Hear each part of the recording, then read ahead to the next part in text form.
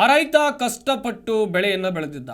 ಆದರೆ ಕ್ರಿಮಿನಾಶಕ ಬಳಕೆಯಿಂದ ರೈತ ಬೆಳೆದ ಬೆಳೆ ನಾಶ ಆಗಿ ಹೋಗಿದೆ. ರೈತನ ಸಮೃದ್ಧ ಬೆಳೆಗೆ ನಕಲಿ ಕ್ರಿಮಿನಾಶಕ ಮುಳುವಾಗಿದೆ. ಕ್ರಿಮಿನಾಶಕ ಸಿಂಪಡಿಸಿ ಬೆಳೆಯನ್ನು ರೈತ ಕಳೆದುಕೊಂಡಿದ್ದಾನೆ. ಧಾರವಾಡದ ಕಲಘಟಕಿ ತಾಲೂಕಿನ ತಂಬೂರಿನ ರೈತ ಇಮಾಮ್ ಈ ಕಳಪೆ ಅಥವಾ ನಕಲಿ ಕ್ರಿಮಿನಾಶಕವನ್ನು ಬಳಸಿ ತಾನು ಬೆಳೆದಿದ್ದಂಥ ಬೆಳೆಯನ್ನು ಕಳ್ಕೊಂಡಿದ್ದಾನೆ. ಮಳೆಗಾಲದಲ್ಲೂ ಸಂಪೂರ್ಣ ಒಣಗೋಗಿವೆ ಗೋವಿನ ಜೋಳ.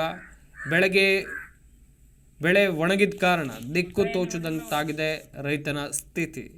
ಅಗ್ರೋ ಅಂಗಡಿ ಮಾಲೀಕನ ಸಲಹೆಯಂತೆ ಕ್ರಿಮಿನಾಶಕ ಸಿಂಪಡಣೆ ಮಾಡಿದ್ದ.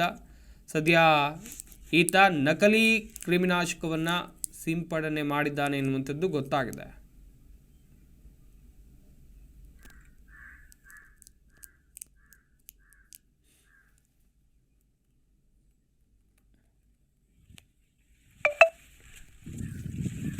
ನಕಲಿ ಕ್ರಿಮಿನಾಶಕವನ್ನು ಬಳಸಿ ರೈತ ಬೆಳೆಯನ್ನು ಕಳ್ಕೊಂಡಿದ್ದಾನೆ. ಮಳೆಗಾಲದಲ್ಲೂ ಸಂಪೂರ್ಣ ಗೋವಿನ ಜೋಳ ಒಣಗಿರುವಂಥ ದೃಶ್ಯಾವಳಿಗಳನ್ನು ನೀವಿಲ್ಲಿ ನೋಡ್ತಾ ಇದ್ದೀರಾ. ಬೆಳೆ ಒಣಗಿದ ಕಾರಣ ದಿಕ್ಕು ತೋಚದಂತಾಗಿದೆ ರೈತನ ಸ್ಥಿತಿ. ಅಗ್ರೋ ಅಂಗಡಿ ಮಾಲೀಕನ ಸಲಹೆಯಂತೆ ಕ್ರಿಮಿನಾಶಕವನ್ನು ಈತ ಸಿಂಪಡಣೆ ಮಾಡಿದ್ದ. ಹಾಗೆಯೇ ಗೋವಿನ ಜೋಳ ಬೆಳೆಯಲ್ಲಿ ಕಳೆ ರೋಗ ಕಾಣಿಸಿಕೊಂಡಿದೆ. ಕಲಘಟಗಿಯ ಶ್ರೀ ವರಮಹಾಲಕ್ಷ್ಮಿ ಆಗ್ರೋ ಮಾಲೀಕನ ಸಲಹೆಯನ್ನು ರೈತ ಕೇಳಿದ.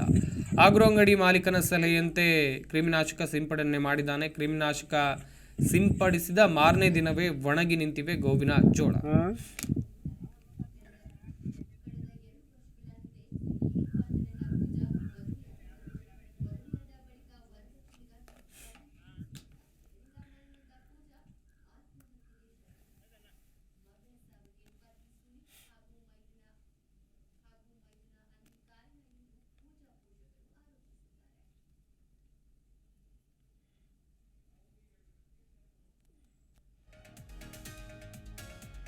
ಜಿ ಕನ್ನಡ ನ್ಯೂಸ್ ಈಗ ನಿಮ್ಮ ಮನೆಯಲ್ಲೇ ನೋಡಿ.